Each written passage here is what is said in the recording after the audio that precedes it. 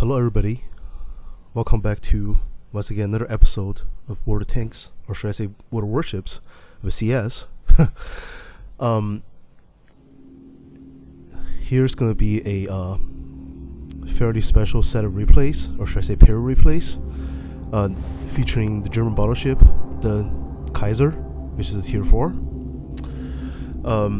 As you guys might have heard or know, the German battleship line showed up a couple of weeks ago, and it's been quite a big deal. If you go on the server now, without a question or without a doubt, you're gonna see a fairly large number of these ships under the command of people who are trying to grind out the line, probably for the sake of getting hold of a copy of the tier 8 Bismarck, which is obviously a classic and a legend.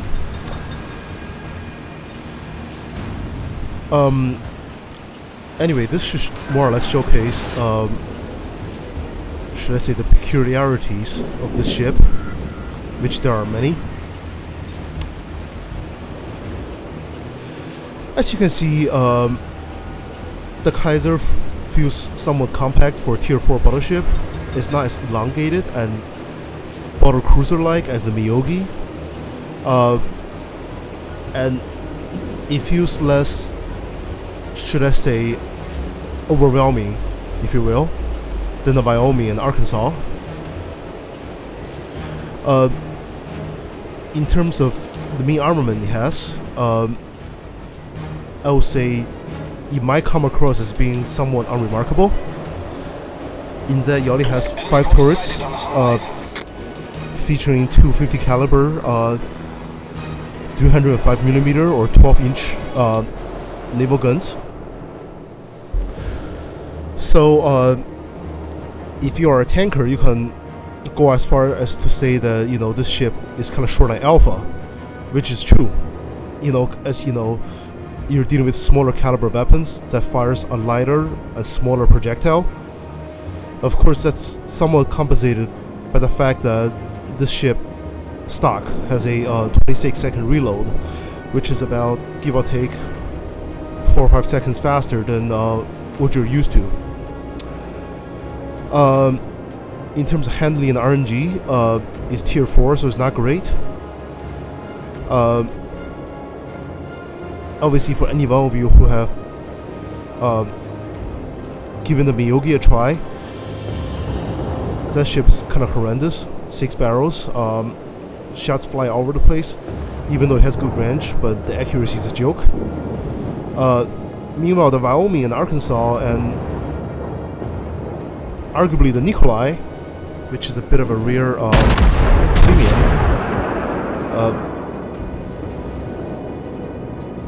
can simply compensate for the derpiness and for the bad RNG of the ship, with the fact that they have 12 guns. So, as Jingos has said, if you throw enough shit to the wall, some of it's gonna stick. And that's very much true. And as you can see right now, what I'm doing in this game, you can see the turbo RNG.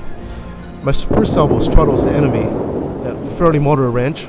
It's not like a maximum range pot shot at all, but then my shot just keep falling all over the enemy, but always missing the enemy. The second salvo hits, but nothing remarkable. No citadels. Probably a bunch of stupid bounces on overpans. See, that's another problem. The ship is on fire. I suspect will be problematic for German battleships. That is, the fact that they only have 12 inches up to tier 5, and beyond that point, they don't get anything larger than a 15-incher until tier 9. In that, they might in one way or another suffer from penetration problems.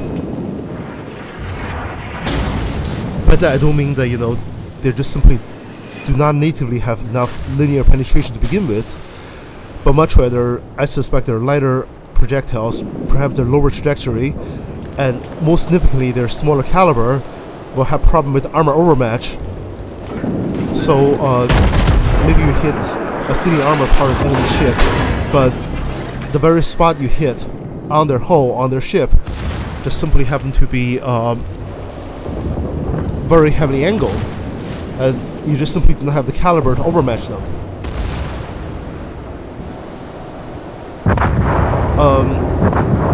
So I guess if you use tanks, you know, it's kind of like the whole idea of the auto bounce mechanic, if you will.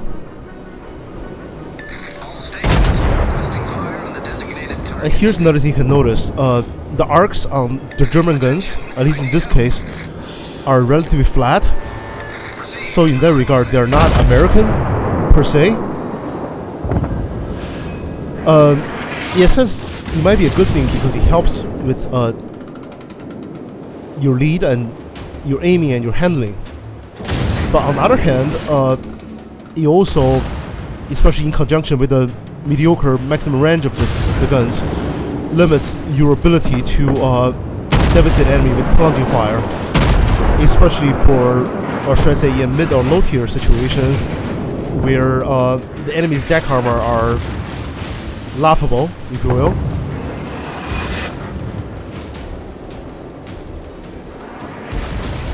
Another observation about the ship is that, you know, it seems that the secondary armament on the ship seems to be slightly less derpy than you're used to at Tier 4.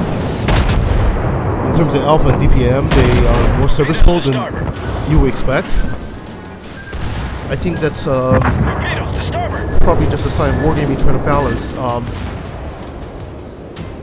the ship's performance by stealth buffing the secondary.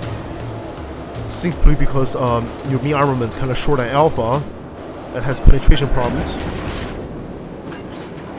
I mean, you know, even though it's kind of compensated with ROF and DPM, but arguably might not be enough. Here we go again. The entire salvo. The enemy's really close. One hit. Not even overpan. He essentially bounced off the ass of a stupid cruiser. See, I'm starting to notice this. I think, you know, ultimately, if your German battleship kind of has a smaller caliber gun, you're more or less kind of forced to treat them as cruiser guns, if you will. You know, if anything, I would say that a lot of times the battleships are able to bounce torpedoes astern, I guess armor-piercing shells from cruiser caliber weapons, whether it's about 6 inches, 8 inches, or one between weapons like the 11 inches and 12 inches the Germans have. Perhaps they have penetration problems because of angle and overmatch and auto bounce, rather than the fact that they have a deficiency in terms of absolute penetration value. We shall see. I don't think this is set in stone yet, even though if you have watched the Jingles video on Scharnhorst, that seems to be a problem. But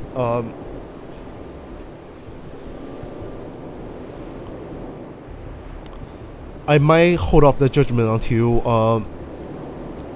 perhaps I have gotten hold of the Baron, or better yet, the Gneisenau.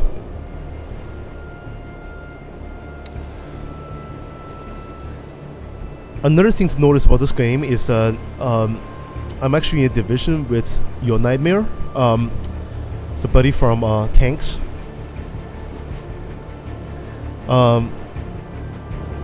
Clanless Patter, who's very methodical with the way he plays. Treats everything like a stupid math problem. So, guy knows what he's doing, even though he's kind of boring and doesn't like to YOLO sometimes, if you will. Attention, concentrate all efforts on protecting the base. Another thing to take notice about the Kaiser, it's the location of his main armament. It has 2 super firing turrets in the back, 1 turret in the front, but there's no super firing pair in the front. It has 2 wing turrets that's staggered. They designed it in such a way that the ship can essentially have 3 turrets firing forward, 4 firing backward,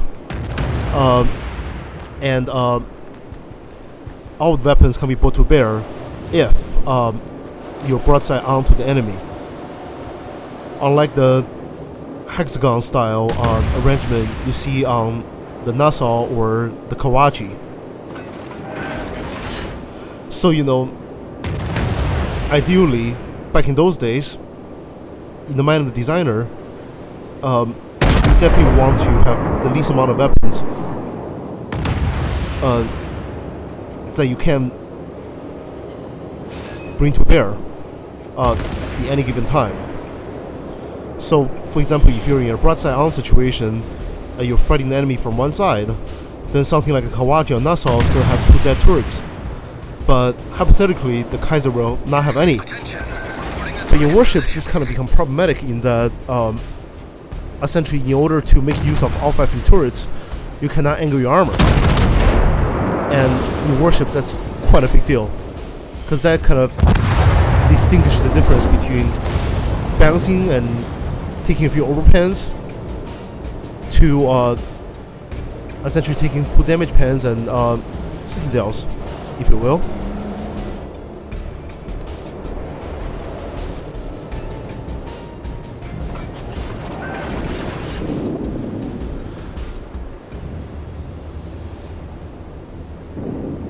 Right now, I smell that we are kind of close to the enemy aircraft carrier. After all, it's only tier 4, so the guy, he's not in Essex or Taiho, after all. I doubt he'll be running around going all crazy. Or be totally godly in the way he handles his ship, if you will. But I'm deeply concerned, simply because the fact that the Kaiser really doesn't have that good of an AA. I mean, sure, it has 4 of those double-barreled, I believe, 88mm turrets that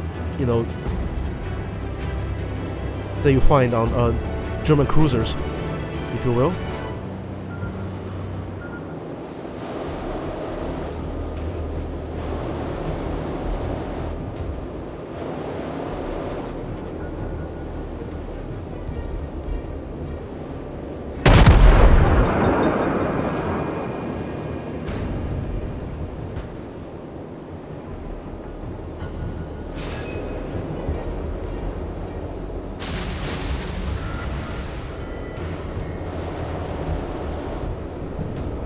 Obviously, I do not have either one of the secondary skills for my captain, so more or less that kind of become a bit of a problem in terms of AA.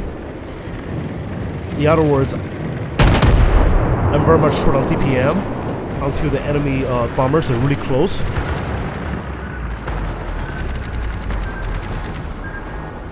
Here's another thing to notice.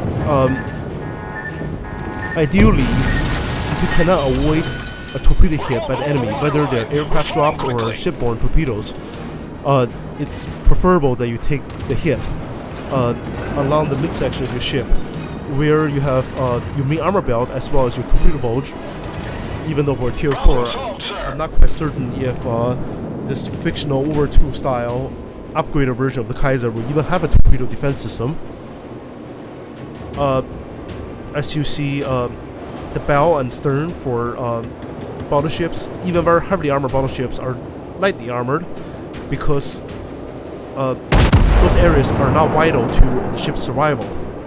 They're not a part of the citadel. Enemy heavily damaged. So the armor is thin. As in this game, if you take a torpedo hit in those locations, you kind of risk having your ship flooded. And obviously that's a big problem.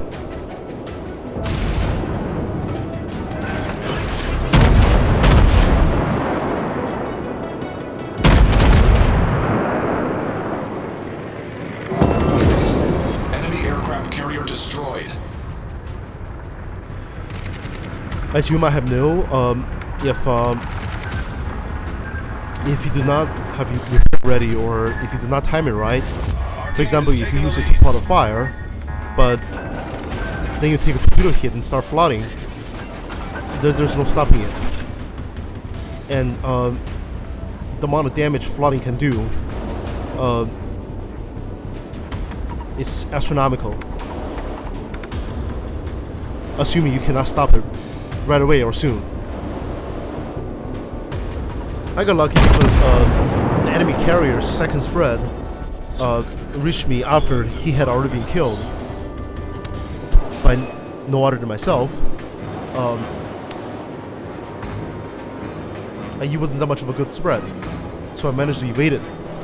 But hypothetically, at that time, if I took a torp and I start flooding, honestly, that would have been a certain death sentence.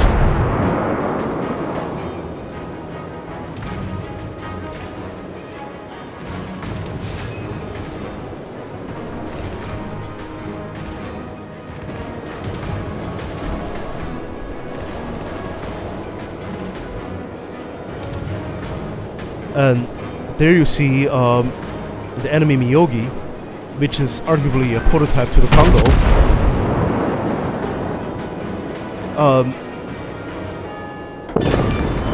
It's ultimately a battle cruiser instead of battleship. That's why its waterline is so long. Because in the early 20th century, when the propulsion technology was, should I say, relatively primitive, you have to somehow lower the hydrostatic pressure along your hull to ensure optimal speed that you can achieve without excessive engine power. So that's why the Miyogi and the Congo and arguably the Amagi, as with most of the battle cruisers, perhaps including the HMS Hood that might sooner or later show up in this game, are so long, But with that said, I believe the Miyogi has a 8-inch main armor belt, just like the Congo. That's about as armored as a ship will be. But if you compare between that and ships in this game, you will see that the Miyogi and Congo are only marginally stronger than many heavy cruisers, especially if you compare between them and the high tier ones. Because I think something like the Des Moines probably has a 6-inch belt, Cleveland has a 5-inch belt,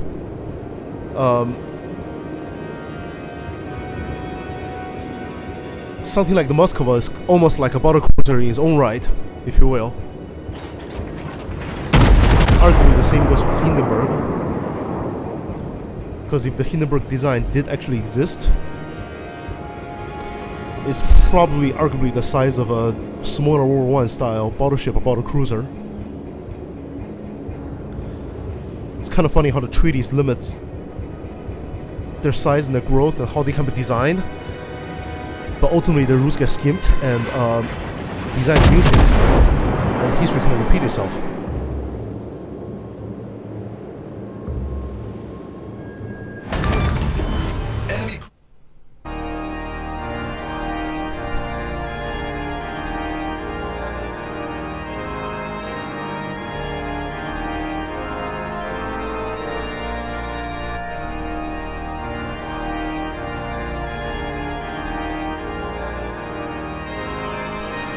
So, statistically, that was actually probably the best game I have ever played in the Kaiser. Decent profit. I got Confederate, which means I did marginal damage on multiple enemies. 97k damage, which is nothing to write home about, but that just goes to show the limited range, the poor gun placement, and the turbo RNG on the ship. Obviously, those things kind of limits what you can do, unfortunately.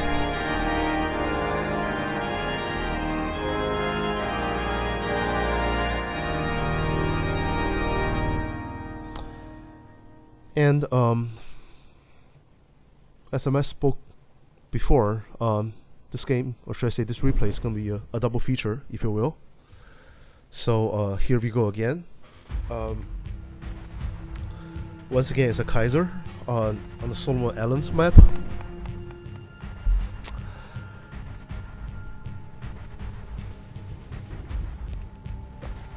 In this replay, should I say, you're more or less going to see myself as well as this ship struggling in less than desirable situations, trying to make the most out of the difficult situation.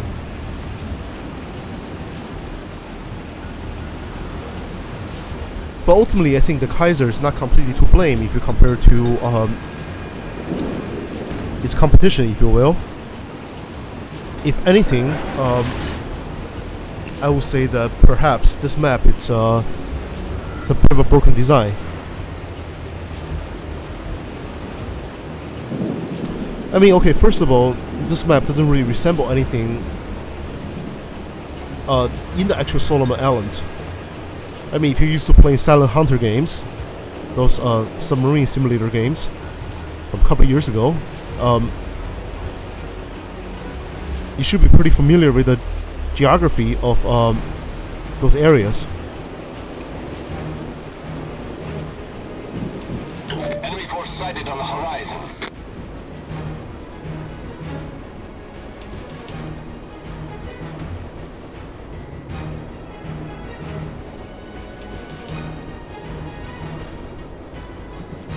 Another thing to notice about this map is it kind of reminds me of some of the corridor maps you get on tanks. As in, you essentially have multiple routes that's almost tunnel-like you can push through, and it kind of forces you to engage the enemy frontally, so you're kind of at the mercy of RNG and the matchmaker to make the most out of it. Also, there's a serious roll of the dice factor to the whole game mechanic, in that both teams are very much gambling when they're deploying their assets down the various routes. Sometimes just a simple result of chance, a simple coincidence that kind of determines the fate of your team and the outcome of the game.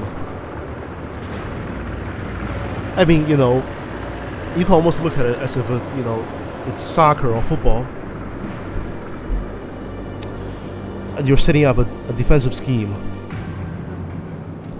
You see, every time you deal with a corridor map, superficially the safest choice is to evenly split your assets, so you're marginally effective against any eventualities you might face, and any deployment scheme the enemy might employ. But that's exactly how and when the enemy can somehow cause a bit of an upset in terms of the allocation of the resources. If they choose to be deliberately asymmetrical in their scheme and deliberately cause imbalance, or should I say unbalance, then they stand a good chance of just simply having more ships or tanks or assets in any given part of the map versus your team. Enemy severely damaged. A lot of times, an overwhelming victory that affects the entire battlefield is the result of a local incident that snowballed. A tactical incident, if you will. Critical engine damage.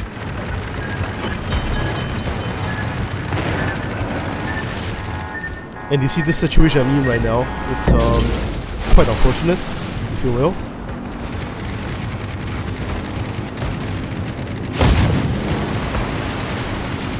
But then once again, it's tier 4, so we don't really get air defense cruisers. My entire team kind of lemming trained the YOLO'd down the other side of the map. I originally wanted to do that just simply because for a low tier and highly disorganized game, it's almost better to help the lemming train and then perhaps double back later than to try to hold out on the weak side. fire. Because in that case, you would just simply have no health, and you simply would have died long before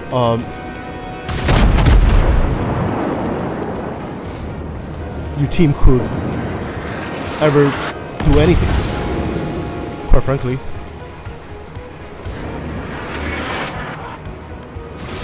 Another thing to notice is that in one of the Jingo's videos, he mentions that the torpedo defense system for German battleships are weak. He was obviously looking at the stats. He might be right, because as you see, my ship took a torpedo hit along one of the thickest armor patches along the side of this hull, but my propulsion got knocked out anyways. It's a bit strange in the sense that I didn't flood, but my propulsion ran out.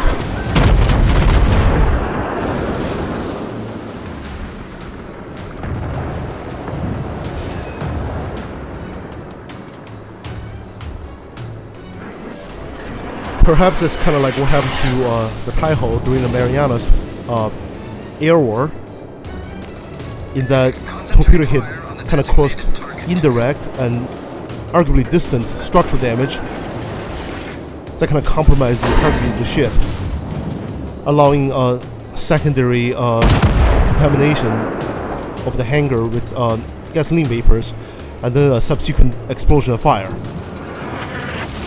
Obviously, that kind of stuff is not really modeled so accurately in this game, but the damage I took kind of resembles that. Right now, I am essentially undertaking the unsavory job of fighting fighting retreat, if you will. There's at least 6 enemies I can see, probably more, and at this point, I am very much alone, holding this flank. They have pushed up so far and have been so successful with their push. They effectively are almost within range of our aircraft carriers, who are arguably quite oblivious, simply clicking away. Their shelf time is limited, unfortunately. Meanwhile, in my attempt to hold this side of the map, I have taken a good number of hits, multiple fires. I do believe one of the enemy battleships managed to penetrate my citadel, probably through my deck, as my belt is way too well armored at this point. I believe that's also something that's historically accurate, in that, you know, many ships designed during or even before World War I kind of have very limited deck armor, because they believe, given the limited gunnery performance as well as fire control at that time, most naval battles would take place in closer ranges, at which enemy projectiles will hit your own ship sideways on. So your vertical armor will need to be strong, but your horizontal armor doesn't need to be. But that whole situation and perception completely changed as soon as naval gunfire become longer ranged.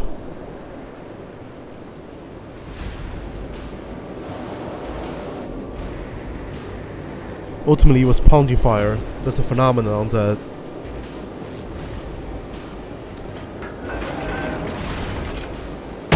essentially lead to that situation, if you will.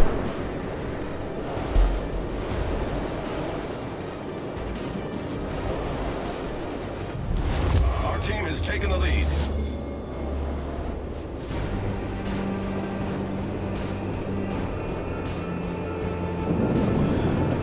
And here's show how bad the RNG is on this ship. Enemy cruiser has almost no health. I can essentially take him out with 2 overpass, but I just kept missing. And if you're used to playing higher tier games, he is almost effectively at point blank range for me.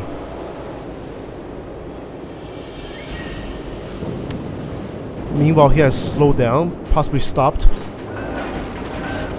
As you can see, his smoke is no longer flowing backward, so he's actually stopped dead in the water and possibly in reverse. All stations reporting the position of a strategic target. Enemy cruiser foundered. Our victory is in Ironically, the enemy Miyogi took an overpan and died. But he has a stock hull, so perhaps the RNG wasn't in his favor neither.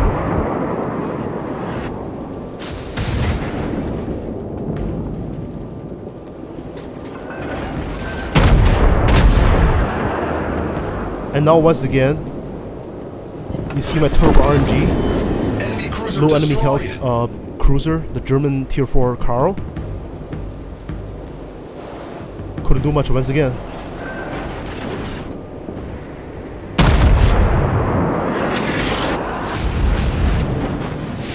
But as you can see, the enemy battleship is actually shooting high explosives, which is somewhat understandable because it's a stock Wyoming, and many of the stock battleships get World War I vintage ammunition or shells for their ship, so their penetration value is severely limited. But another thing to notice is that for other battleship drivers, they seem to have this perception of that how German battleships kind of have too much armor for the armor-piercing shells to penetrate effectively anyways. Perhaps it's something that things like the Bismarck and Scharnhorst and Tirpitz started.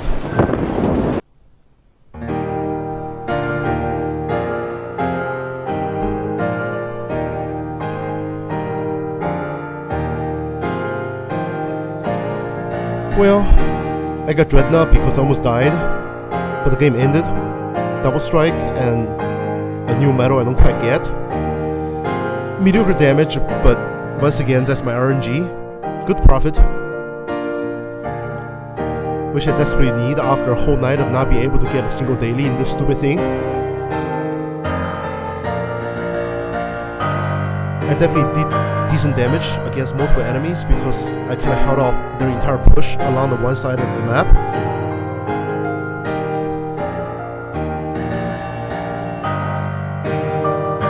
Well, at this point I'm almost at the Koenig. Once I get a hold of that thing, I'll keep you guys posted. Thanks for watching.